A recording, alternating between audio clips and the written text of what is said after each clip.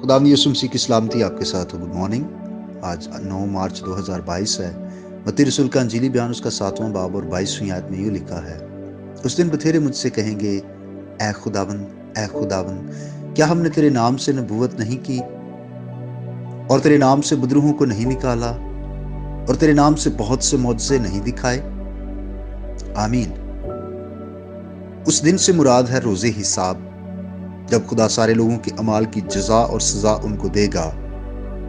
हमारे खुदावंद यीशु मसीह ने बताया कि जो सिर्फ ऐ खुदावंद कहते हैं लेकिन खुदा की मर्जी पर नहीं चलते, सिर्फ जुबान से कहते हैं, वो आसमान की बादशाही में दाखिल नहीं होंगे। ऐसे लोग फिर यीशु से शिकायत भी करेंगे, वो दलील भी देंगे और दलील ये देंगे कि हमने तेरे नाम से नबूवत की है। याद रखिए, झूठे नबी भी हो सकते हैं जो खुदा के नाम से नबूवत तो करते हैं लेकिन खुदा ने उनको नहीं भेजा, वो सिर्फ अपने मकसद के लिए खुदा का नाम इस्तेमाल करते हैं। और फिर वो ये भी पेश कर सकते हैं कि हमने तेरे नाम से बदरूहों को निकाला है। ये मुमकिन है कि जो शैतान के लोग हैं वो भी बदरूहें निकाल सकते हैं। यहूदा इस्करियोती भी बदरूहों को निकालता था, लेकिन इसके बावजूद वो हलाकत का फर्जंद था। ये मुमकिन है कि कोई शख्स दूसरों में से बदरूहें निकालता हो मगर खुद उसके अंदर बदरूह हो। और फिर वो ये भी दलील देंगे कि हमने तो बहुत से मौजज़े भी तेरे नाम से दिखाए हैं। याद रखिए अजीज भाई और बहनों कि मौजज़ात इंसानों को दुनिया की नजर में काबिल तारीफ बना देते हैं, लेकिन खुदा की नजर में सिर्फ हकीकी पाकीज़गी है जो मकबूल होती है। इंसान मौजज़ों से मुतासर होते और वाह वाह करते हैं, खुदा कभी भी मौजज़ों से मुतासर नहीं होता। वो देखता है कि क्या इसकी जिंदगी में हकीकी पाकीज़गी है या कि नहीं।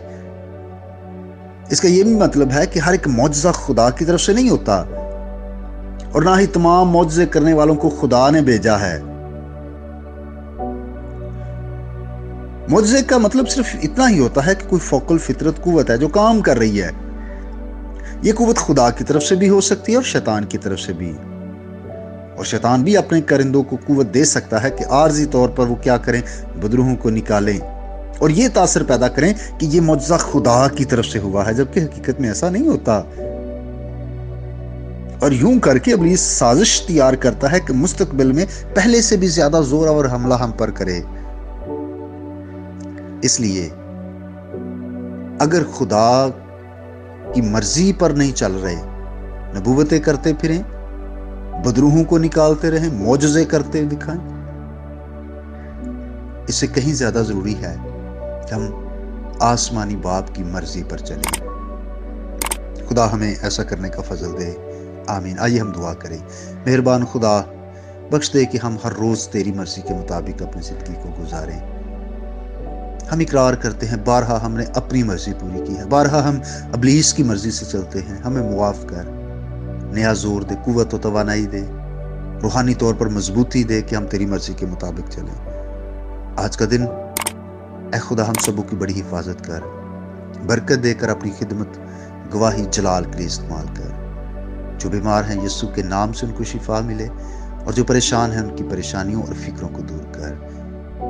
ताजगी, बहाली और शादमानी अपने लोगों को बख्श देना, यीशु मसीह के नाम से, आमीन। मेरा नाम पास्टर बिशारत है और ये पैगाम आपको इवेंजेलिकल चर्च अड्डा की तरफ से भेजा गया। अब तक हमारा चैनल सब्सक्राइब नहीं किया तो अभी सब्सक्राइब करें और बेल आइकॉन को क्लिक करके हमारी लेटेस्ट वीडियोस के बारे में अपडेट जानें।